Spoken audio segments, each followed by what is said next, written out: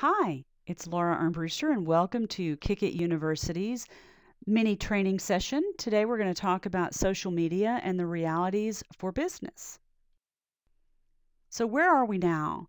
Your sphere of influence can land you jobs and freebies. For example, we just heard that Vegas hotels are giving upgrades to influencers, and influencers are those people who have a voice and a following of your target audience. So, if you can find the individuals that influence your target audience and make them aware and passionate about your brand, then you've got a whole built-in group of advocates, and it works really well as long as you're authentic.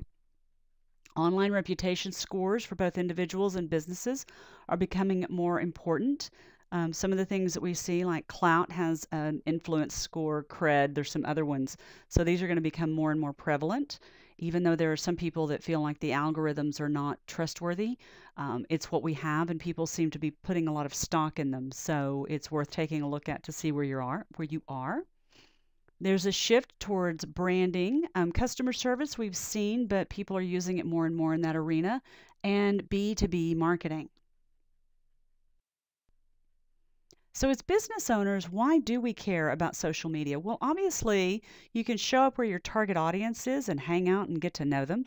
It helps you build your list and potential customer base as long as you're providing them with really good content that they respond to and you're authentic about it. Analysis tools are stronger than they've ever been, and they're going to continue to gain strength.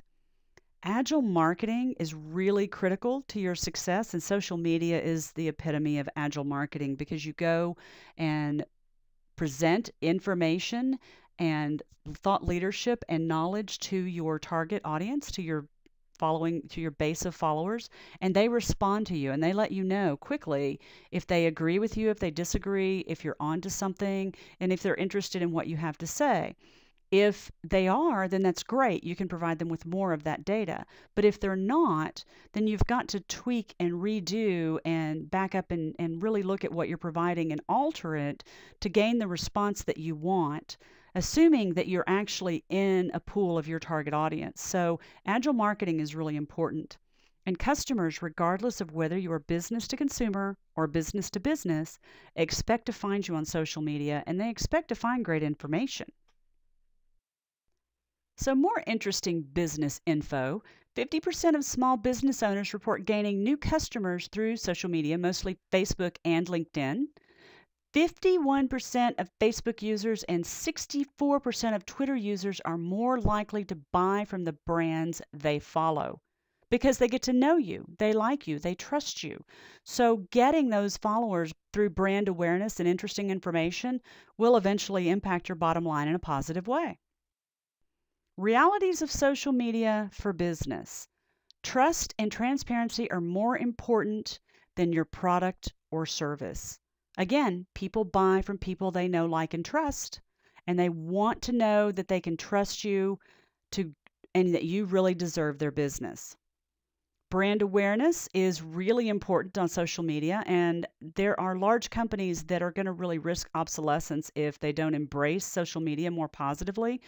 The younger generations really expect to have that, and quite frankly, I'm not a young generation, but I use social media for research as well. So these are going to be really important aspects, and that trend will continue to small business. And then the upcoming talent pool expects companies to be socially savvy and promote social media interaction in the workplace. Employees will also have a bigger impact on your success and reputation than ever before. So you need to be able to handle social media inside your business and have good, strong policies and procedures that embrace social media in a way that it's positive for everyone. Which leads to social media maturity. Now, part of social media maturity is having a solid strategy. And there are a lot of companies that, even though they have a strategy, they don't have the maturity, which entails having the ability to adopt that culture. In fact, most researchers say that social media maturity is only in 1 to 3% of all organizations, regardless of size. So, what does a social media mature company look like? Again, it requires culture, around social media, good strategies. You need some technology so you can really track those social media conversations. And you want to be able to respond quickly to those because social media the people expect real time. In fact, there's a lot of statistics right now talking about how very few people actually hear from companies, even though when they post something on their social media platforms, they expect to hear from them.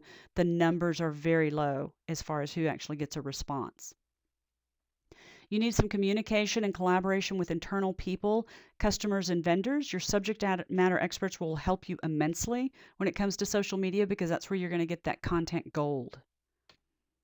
An understanding of your level of influence and who the influencers are in your target market. All of those pieces really help you become more social media mature. So when you're talking about a strategy and developing a strategy around social media, there's a few things that develop what we call the foundational pieces for that strategy. Do you have a blog? A call to action on your website? List building tools? A good website or online presence? Excellent target market information that's well documented and easy to understand?